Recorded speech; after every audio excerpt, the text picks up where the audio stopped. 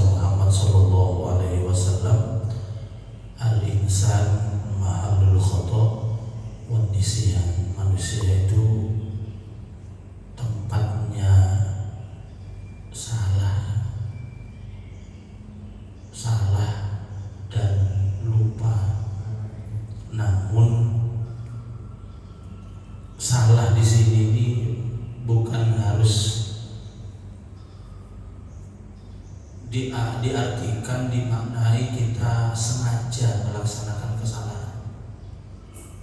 Jadi manusiawinya itu ketika orang salah, hatta termasuk kiai sekalipun, beda kalau wali, itu memang terkadang salah. Lah ketika manusia itu dalam posisi tempatnya salah, berarti butuhnya kita sebagai orang yang beriman kepada Allah supaya tidak rugi, terus-terusan salah dan rugi, maka watawasau bil haq, selalu menasehati yang satu dengan yang lain. Nah, kiai, ustadz sekalipun ya harus bisa memahami ini. Macam mentang-mentang kiai mari ngono dinasehati gak gelem, aku iki wis kiai mbok nasehati ya mboten asal. Karena surat Al-Asr itu menyasar semua orang yang beriman. Wal asri innal insana lafi khusrin. Demi waktu ketika bayi lahir, jadi remaja, jadi dewasa, jadi orang tua, atau dalam jabatan apapun, pasti manusia itu berada dalam kerugian, kecuali illal ladzina amanu, orang yang beriman. Yang pertama yang tak akan rugi, kemudian wa amilus sholihati, melakukan amal baik. Amal baik itu bukan hanya yang berkaitan dengan sujud ibadah kepada Allah.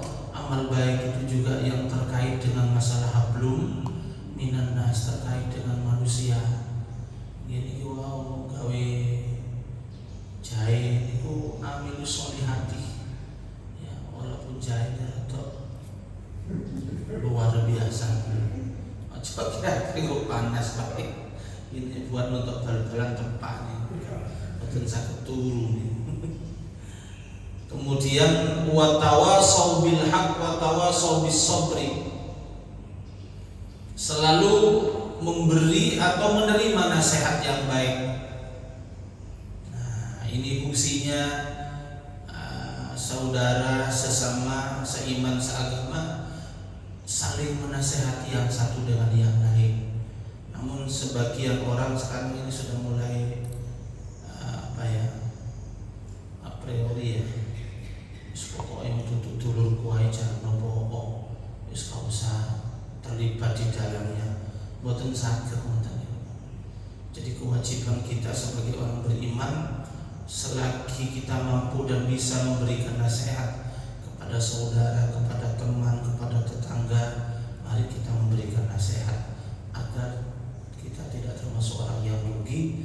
Dan yang terakhir, supaya kita tidak rugi, watawasau bis-sabri, saling menasihat tentang kesabaran. Opo sabar nih yang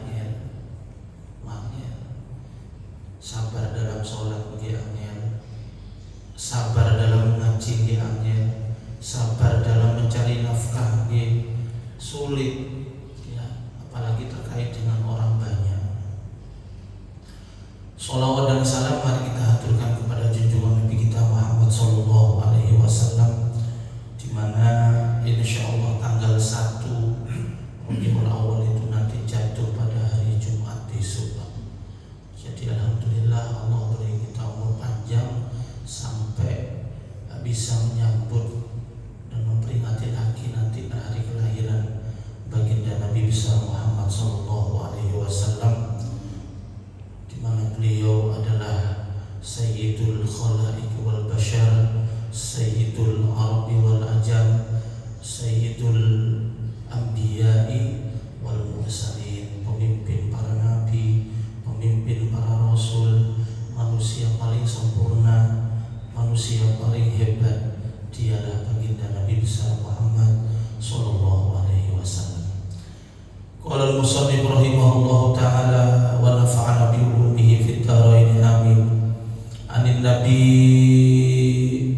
kecerita saking Nabi Muhammad sallallahu alaihi wasallam, annahu setuhune Kanjeng Nabi iku kala ngendika sapa Kanjeng Nabi, man sapane wong sholat kang maca sholawat sapa wong alaiya ing atase ingsun takdiman krana ngagungaken li marang ingsun ya Allah, mongko ndadekaken sapa Allah taala mintil shalah saking mengkono-mengkono maca sholat mau, sholawat mau, malakan ing malaikat lahu iku kedue malaikat janahani utawi suwiwi loro janahun utawi suwiwi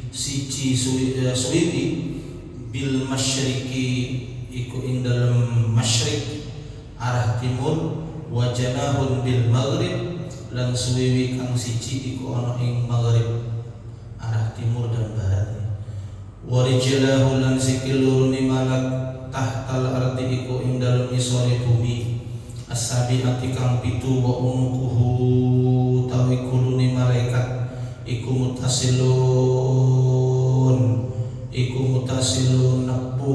nepung itu tembus bil arsy kalawan arsy, wa yaqul lan dawu sapa Allah taala li hadzal malaki marang iku malaikat, sholli maca salat sira ala abdi ing atase kawula ingsun, kama kaya oleh maca, kama sholat kaya oleh maca sholawat sapa abd ala nabi ing atase nabiku Muhammadin sallallahu alaihi wasallam, fa yusalli moko maca sholawat sapa malaikat mau alaihi atase abd ila yaumil kiamati tumeka sampai dina kiamat. Niki dawuh Kanjeng Nabi, barang siapa yang membaca sholawat kepada Nabi takdiman, mengagungkan. Maca sholawat ada enggak kalau satu orang maca sholawat menghina, ngece, kata? Maka saya sering memberikan pemahaman di tengah-tengah teman-teman jamaah niku, nek maca sholawat niku sing enak, asik, nyaman, biar tumbuh rasa senang ketika maca sholawat bagi seluruh yang mendengar. Nah, supaya senang ini pakai nopo Pak Ustaz? Nah, kalau sekarang diiringi dengan terbang. Boleh Pak Ustaz, boleh, ada dalilnya. Dalam kitab Muwatta Ibnu Malik itu ada hadis yang menerangkan tentang bagaimana ketika Nabi besar Muhammad SAW memberikan anjuran di bab nikah niku. Jadi nikah itu di antara keutamaannya adalah nikah di hari Jumat. Kemudian ditempatkan di masjid. Itu sunnahnya Pak, ditempatkan di masjid. Kemudian yang ketiga aulim. Ya, aulim itu selamatan. Ya. Jadi memang kalau nggak ngaji nggak ketemu Pak, dari selamatan itu enggak sih. Nah, kono selamatan aulim zaman Nabi itu bahasanya aulim. Tutup nang Indonesia bahasanya selamatan atau kan ulang-ulang undang-undang buruan. Jadi aulim itu makanannya itu. Nah, nyampe di Indonesia kadang-kadang berubah jadi kendurenan begini, kendurenan selamatan. Bangun rumah itu jenenge selamatan pertama kudu komplit macam-macam. Ada yang seperti itu. Itu ada dalilnya. Kemudian yang berikutnya setelah aulim kasih tasyakuran selamatan itu yang terakhir kata Nabi tabulah duyus terbang. Jadi terbang, aku terbang tuh orang dalilnya. Nah, ketika sekarang sudah banyak sekali dipraktekkan hampir menyeluruh di Indonesia dengan versi Ishari, versi Al-Banjari, memang mengasihkan dan senang. Ketika orang senang baca sholawat berarti dia takdiman kepada baginda, mengagungkan kepada baginda Nabi besar Muhammad Sallallahu Alaihi Wasallam. Tapi sebaliknya kalau ada orang baca sholawat itu nggak memahami etika dan akhlak, kemudian sing mimpin juga nggak pakai terbangan, biasanya moconi suwi, gak enak pisan, itu gara-gara menyebabkan orang itu nggak ikhlas dan akan keluar dari takdiman itu mau.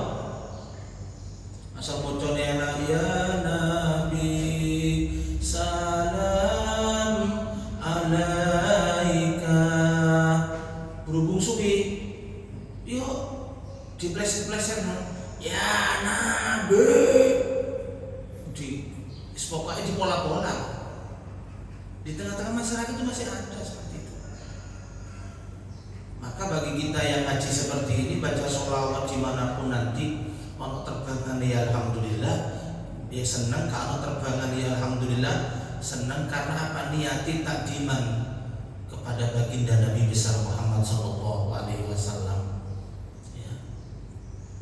Dan apa yang diberikan oleh Allah, li ja'alallahu ta'ala min tilka sholat Allah, ketika ada orang baca sholawat takdiman dengan niat memuliakan Nabi, Allah ciptakan malaikat, di mana malaikat ini sayap yang satu itu tembus sampai arah timur, sayap yang satunya tembus ke arah barat, kemudian lehernya tembus sampai arsy. Dan malaikat ini diperintah oleh Allah untuk membaca sholawat kepada orang yang membaca sholawat kepada Nabi. Jadi kalau panjenengan baca sholawat, satu kali punya malaikat yang ditugasi oleh Allah untuk membacakan sholawat. Apa sih sholawatnya malaikat kepada kita? Bentuk istighfar, memohonkan ampun kepada Allah Subhanahu wa Ta'ala.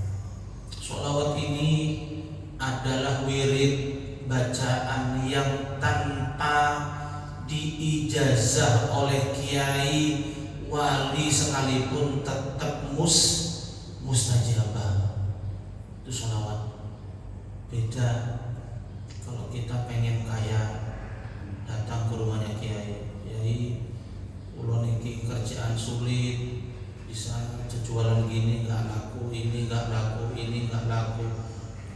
kerja seperti ini nggak cocok, di kantor nggak cocok, nyun baru kayai wiritan. Akhirnya yai buka kitab, ya. Banyak kitab itu. Ada Abul Mahsyar, ada kitab yang menerangkan tentang bermacam-macam hizib wirid.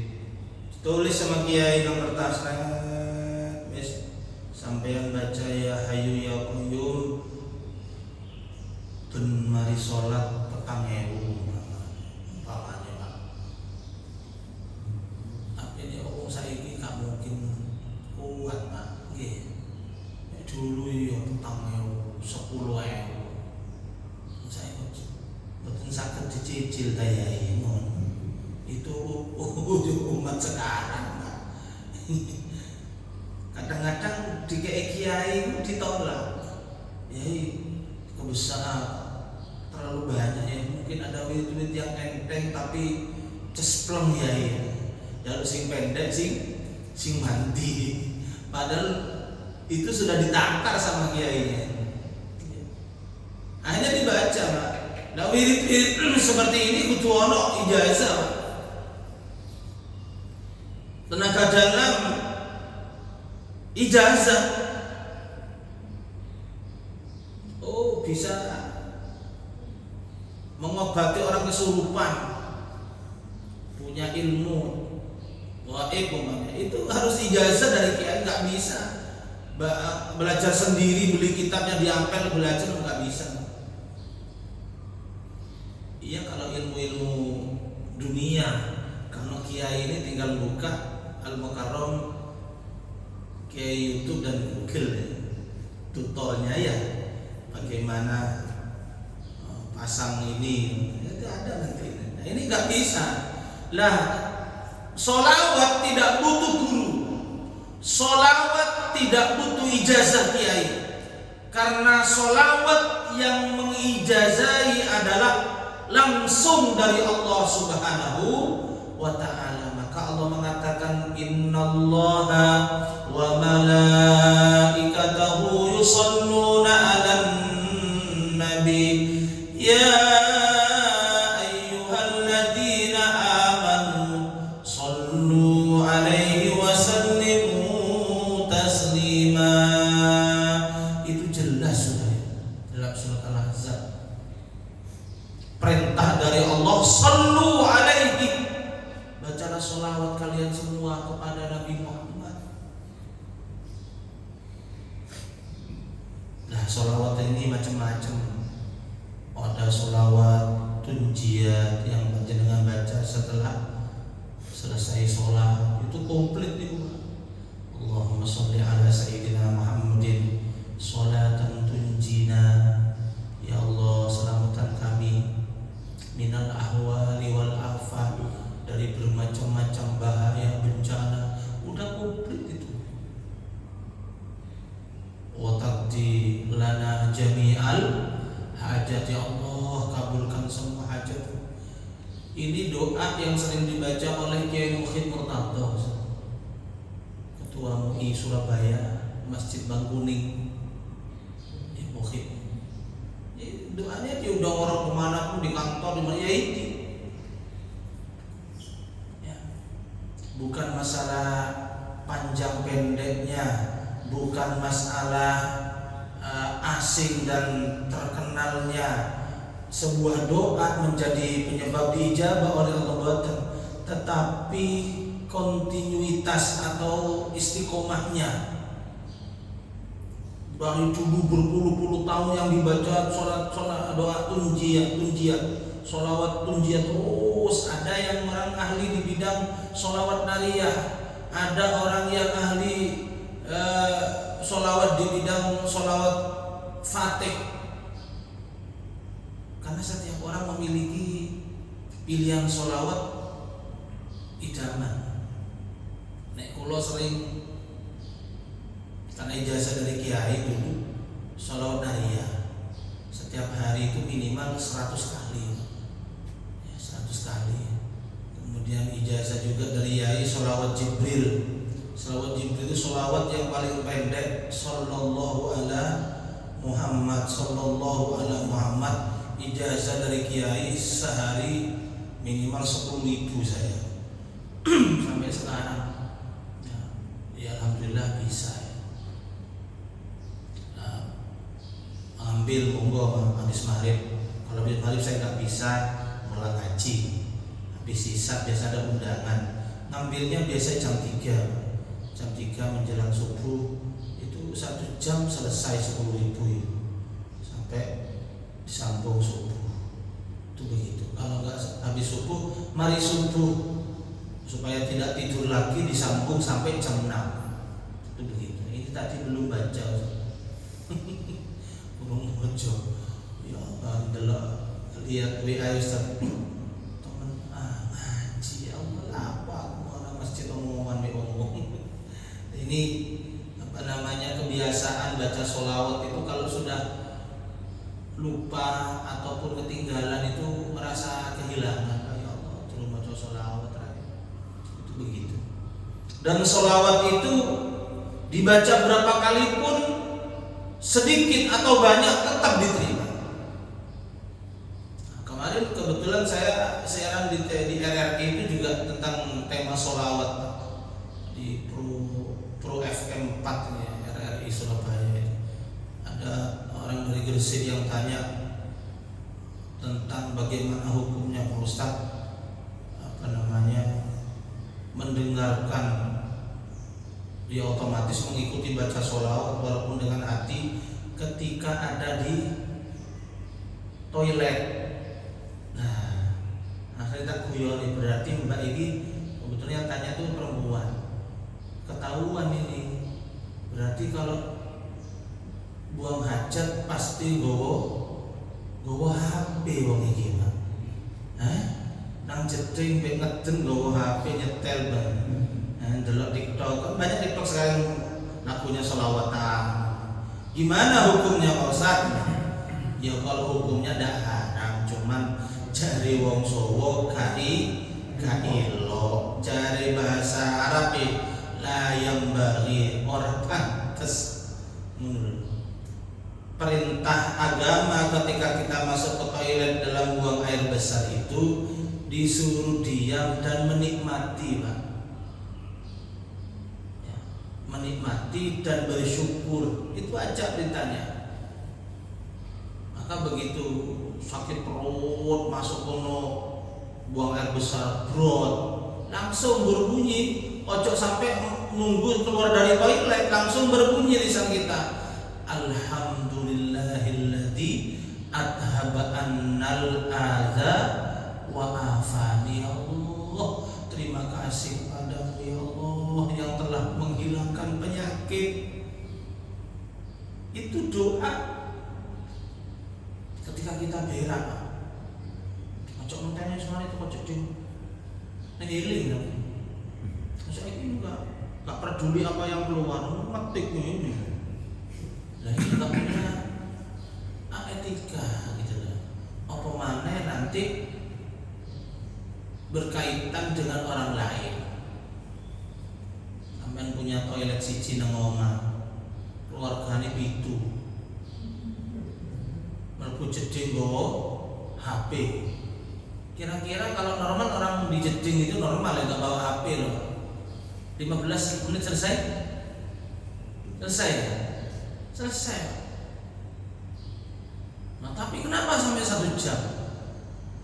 Ya mergo niku bawa HP di mau. Bawa HP, maka kita harus punya toleransi, termasuk di masjid juga. Termasuk ketika tempat-tempat umum kita ziarah atau di terminal, kita masuk toilet jangan terlalu lama. Ya standarnya aja 15 menit. Karena kita dituntut untuk memiliki kepekaan sosial kepada orang lain. Ya, aku cintani wong ojo suwi. Ojo malah memiliki pemikiran begini. Ayo jarno, aku mau suwi ngenteni tak suwekmu saiki. Iki jenenge balas dendam iki, Pak. Enggak boleh. Ya. Jadi di rumah pun juga begitu ya. Maka anak saya itu kalau pulang dulu dari pondok itu sekarang nggak pernah bisa. Karena saya terus nggak usah bawa HP yang gede,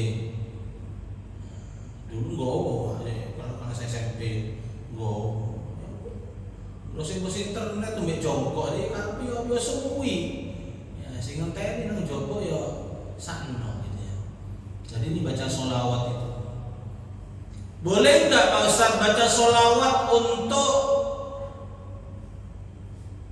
memperoleh kekayaan? Berarti tujuannya bukan untuk lillahi ta'ala atau karena lirrasul. Mboten napa-napa. Enggak ada masalah. Yang tidak boleh itu baca sholawat sambil nyawat wong oleh. Allahu sholawat Muhammad. Takbir. Oleh. Enggak boleh. Ini menjelang pemilihan presiden 2004 ya, mulai muncul mandi isu-isu PKI. PKI nek jariku wis lagu lama. Seandainya pun PKI itu ada, keturunannya pasti ada. Tetapi selama mereka itu mau kembali kepada ajaran Islam, menjunjung tinggi, menghormati NKRI dan Pancasila, kita wajib memberikan tempat bersaudara, bersama-sama mengelola bangsa ini untuk kemajuan bangsa yang kita cintai. Karena dalam Islam Nabi tidak mengajarkan dendam. Kan itu toh. Suatu saat Nabi ditanya oleh sahabatnya, Rasul, orang-orang kampung sana itu nggak bisa dibina ya Rasul. Seringkali sampai dakwah di sana dicemooh, dilokno, disawat watu. Kalau saya Rasul, doakan aja supaya mereka binasa semua. Apa jawabannya Nabi? Tidak. Walaupun bapak dan ibunya sulit kita ajak untuk menyembah kepada Allah, tetap kita doakan, siapa tahu nanti keturunannya menjadi keturunan yang menyembah kepada Allah. Dosa ayah, dosa mbah itu jangan distempelkan kepada anak putune, Pak. Maka pentingnya ngaji di sini. Termasuk saya dulu kalau nggak ngaji, wah aneh maling ya maling, sampai kapanpun ya maling. Boten. Bapaknya maling, anaknya belum tentu maling. Siapa tahu di mondokno. Tidak sedikit. Dulu ketika saya punya tugas di lokalisasi Doli itu Pak, rata-rata ya, mungkin separuh lah dari mereka yang kerja di situ anaknya itu berada di pondok pesantren.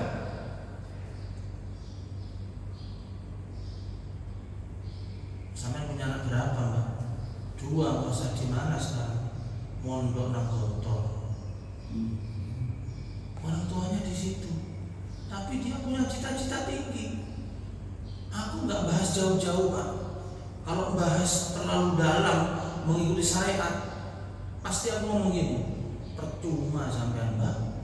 Kelakuan ini anak itu dari nang pondok terus didulang gawe duit. Duit opo sampean? Kalau dibahas seperti itu, saya justru berdosa kepada Allah.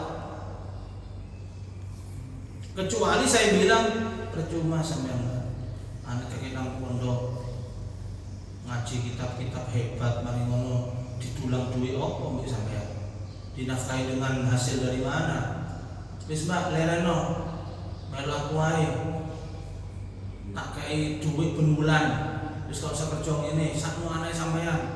Boleh saya seperti itu. Kalau saya nggak bisa menanggung nafkahnya dia, kemudian wis percuma sampean, nggak bisa seperti itu. Nah, bagaimana sikap kita? Alhamdulillah bagus sampean, bagus. Ya, selebihnya kita serah kepada Allah. Kita serahkan kepada Allah. Walaupun secara syariat uang hasil dari seperti itu kan ya haram.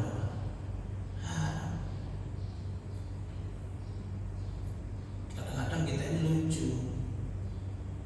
Orang bekerja seperti itu kita hina, uangnya diharam-haramkan, tapi sing mekelari mboten. Aku duwe cewek kenalan ayu, gelem to. Tak kei nomere. Kayak nomere. Ketika terjadi persinahan orang ini gara-gara dikenal nombi awak dewi, maka kita kebagian dosa. Termasuk kemarin saya ceramah tentang bab judi online, jual beli chip. Nggih. Teman nih Pak. Ditanyakan bagaimana hukumnya Pak Ustaz? Orang yang tidak berjudi online tapi menyiapkan fasilitas judi online, napa nih? Wifi, giras. Kemarin kan saya ayat tentang judi. Apa diharamkan juga Pak Ustaz? Dulu sebelum ada judi online, apa jenenge Pak? Chip apa jenenge? Bisa beli chip apa? Itu. Iya ya sing gitu ya. Jenenge apa ya Ustaz? Pokoknya anu ne jenenge.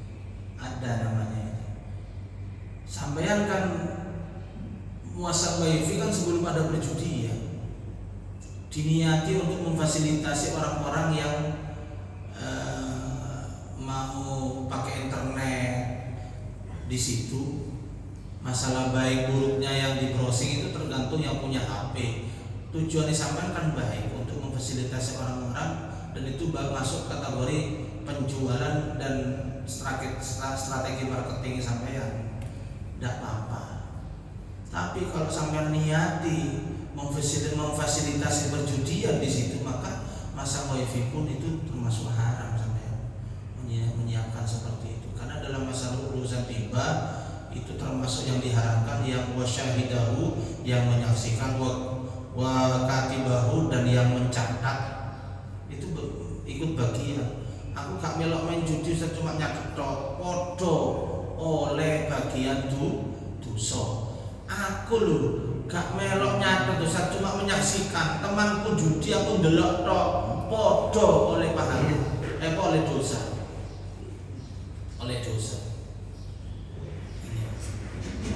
Jadi ini sempat udah masuk masail ya viral lah. Kalau dulu orang judi itu ya orang yang kelompok-kelompok dewasa pergi ke satu tempat berjudi bersama. Sekarang orang berjudi nang jero omah. Dikelape. Nah itu. Kenapa? Karena setelah ditelusuri ternyata itu juga ada unsur tamanni, ada unsur arep-arep. Sopo ngerti kok tembus 50 juta. Sopo ngerti kok tembus 100 juta. Itu unsur judi. Nek kepengin sugih gampang, gak usah judi. Gowo jahe nang masjid. Nek ben ngaji nggawa iki pesan-pesan sugih sampeyan. Lho temenan iki. Sepele kedengarannya, tapi apa konteksnya? Shadaqah fi kulli sumbulatin mi'atu habbah. Jelas. Satu ceret jahe dilipat gandakan oleh Allah menjadi 700 ceret. Nah, kok saja takut kapan Pak Ustaz itu ngatusi? Tiada yang tahu, siapa ngerti kok sampai yang keluar besok nemu kliennya. Mas, iki urusno. Oh, tembus duit 1 miliar. Oh, 700 ceret lebih. Ngono. Iku rahasia dari Allah. Allah enggak ada yang tahu. Enggak ada yang tahu. Makanya kepengin sugih sedekah. Walaupun hanya jahe, walau 1 ceretan. Jadi itu unsur judi ku mau ya. Jadi dihindari ya. Baca sholawat. Nopo? Nggih macam-macam sholawat niku, sholawat asril. Dolim sampai didolimi orang, gak salah, dituduh, difitnah macam-macam. Allahumma shalli ala sayyidina Muhammad wa asyiril zalimin bidzalimin wa akhrijna min baini salimin wa ala alihi wa sahbihi. Itu salawat dibaca buat orang yang terdolimi. Berarti salawatnya narapidana ya, terdolimi. Salawat orang yang ketangkap KPK ini, buatan karena mereka sudah salah ya. Kemudian ada salawat wabah ya, li khamsatun utfi biha